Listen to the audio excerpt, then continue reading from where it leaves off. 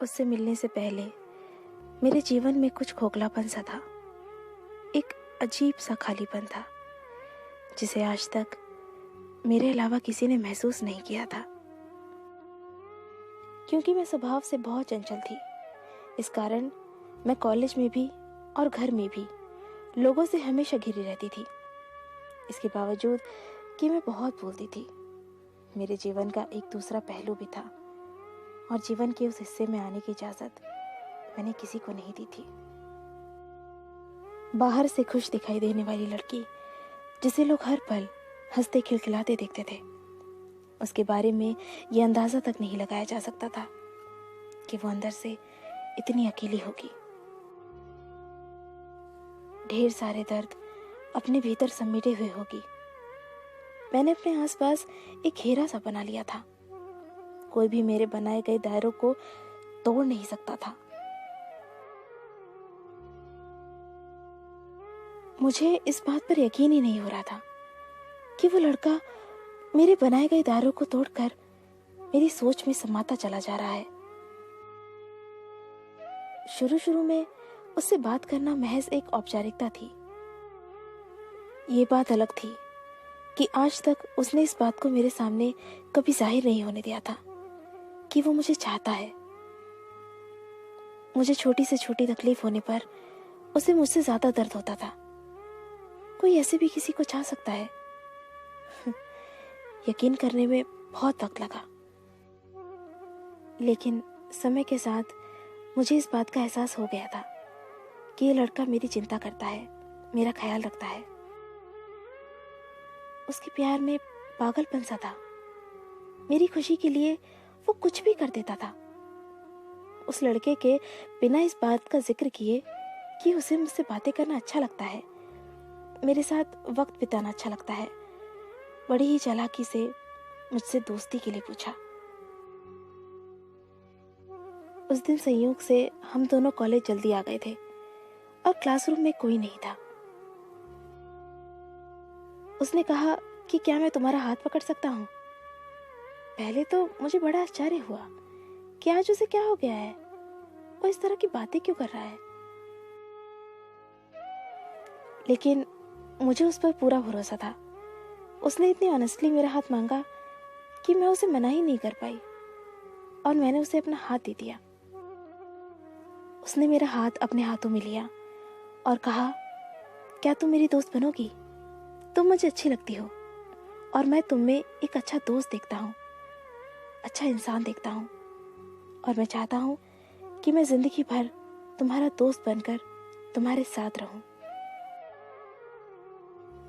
उसने इतनी ईमानदारी से अपनी इस बात को मेरे सामने रखा कि मैं ना नहीं कर पाई और मैंने हाँ कर दिया। उस दिन उसने बस इतना ही कहा और चला गया। मुझसे दोस्ती करने की खुशी मैं साफ साफ उसके चेहरे पर देख सकती थी। मैंने इस बात को बड़े हल्के में लिया।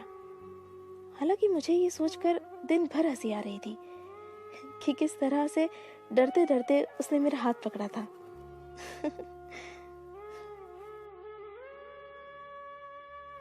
मेरे आसपास रहने वाले लोग ये देखकर समझ गए थे कि जरूर कोई बात है। अब हम दोनों अच्छे दोस्त बन गए थे और उसने बड़ी ही चालाकी से मुझसे फोन पर बात करने की इजाजत भी मांग ली थी। अब वो मुझसे रोज फोन पर बातें करने लगा था। अब मुझसे बातें करना मुझे भी अच्छा लगने लगा था। मेरे अंदर क्या चल रहा था मुझे समझ में नहीं आ रहा था। क्यों मैं उसके फोन का इंतजार करने लगी थी? क्यों मैं उसकी ओर खींची चली जा रही थी? क्यों? शायद उससे अपनी बातें शेयर करना मुझे अच्छा लगने लगा था। जब भी मैं उदास होती, किसी को पता चले ना चले, उसे पता चल जाता था और वो मेरी उदासी को दूर करने का हर संभव प्रयास करता था। आखिर एक दिन उसने मुझसे आई लव यू कहा। मुझे वक्त लगा, लेकिन मैंने भी अपने प्यार का इजहार कर दिया। मेरे हर जन्मदिन पर मुझसे ज्यादा खुश होना, मेरे ऊपर हजारों रुपए मना करने के बावजूद खर्च कर देना, वो दीवाना था मेरा। उसने भी मुझे अपना दीवाना बना लिया था। बाइक पर अक्सर घूमने निकल जाना, कॉलेज बंक करके फिल्म देखने जाना, ये सब हमें अच्छा लगने लगा था। उसकी पूरी दुनिया बन गई थी मैं। मेरी पूजा करता था वो। दिन तेजी से बीतने लगे। हम दोनों दुनिया को भूल चुके थे। प्यार के उस दौर ने हम दोनों को भीतर से बदल दिया था। हमने प्यार की ढेरों कस्में खाई और ढेरों वादे किए। वक्त ने करवट लिया। मेरे पिताजी ने 20-21 साल की उम्र में ही मेरी शादी पक्की कर दी। अंदर से मेरा हाल बेहाल था, लेकिन वो मुझसे ज्यादा बेहाल था। वो किसी भी हद तक जाने को तैयार था मेरा साथ पाने के लिए, लेकिन मैं जानती थी कि अगर मैं घर से भाग जाती हूँ तो मेरे घर वालों का समाज में जीना मुश्किल हो जाएगा। कड़े मन से मैंने उसके साथ जाने से इनकार कर दिया। वो हर दिन सैकड़ों बार कोशिश करता कि मेरे फैसले को बदल पाए, लेकिन मैं नहीं मानी। हम मेरी शादी हो गई। अपनी शादी के कुछ महीनों के बाद मेरी उससे मुलाकात हुई। उसने अपना हाल बेहाल कर लिया था। उसने कहा कि वो मुझसे मिलने से पहले भी अकेला था और मेरे जाने के बाद फिर से अकेला हो गया। उसने कहा कि वो हमारे कस्मों और वादों को पूरा करेगा। वो कहता है कि प्यार की लड़ाई तो वो हार गया है, पर प्यार की जंग वो जरूर जीतेगा। वो कहता है कि तुम भले मेरा साथ ना दे सको, मेरा प्यार तो मेरे साथ है ना। मेरे प्यार के सहारे उसने जिंदगी में आगे बढ़ने की ठानी है। वो कहता है कि उसका प्यार सच्चा है, इसलिए उसका प्यार कभी उसकी कमजोरी नहीं बनेगा। मुझे अपनी गलती का एहसास है, क्योंकि मेरा प्यार मुझसे ज्यादा दुखी है और मैंने उसकी जिंदगी को बर्बाद कर दिया है। मैं उस दीवाने के प्यार को सलाम करती हूँ, जिसके पास न मेरा तन है, न मेरा समय, न मेरा जीवन, पर अब भी वो मुझसे प्यार करता है।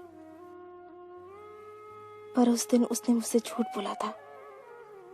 शायद वो बुरी तरह से टूट चुका था, जबकि उसने खुद को बहुत बहादुर दिखाने की कोशिश की थी। वो लोगों से दूर होता चला गया था और लोग उससे दूर होते चले गए थे। बुरे लोगों से दोस्ती कर ली थी उसने। वो शराब, सिगरेट और ड्रग्स का आदी हो गया था। बुरी तरह से डिप्रेशन का शिकार हो गया था और अंत में एक दिन उसने आत्महत्या कर ली। ये था इस कहानी का अंत। मैं ना तो जीते जी उसके साथ रह पाई, ना उसके अंतिम समय में उसका साथ निभा पाई।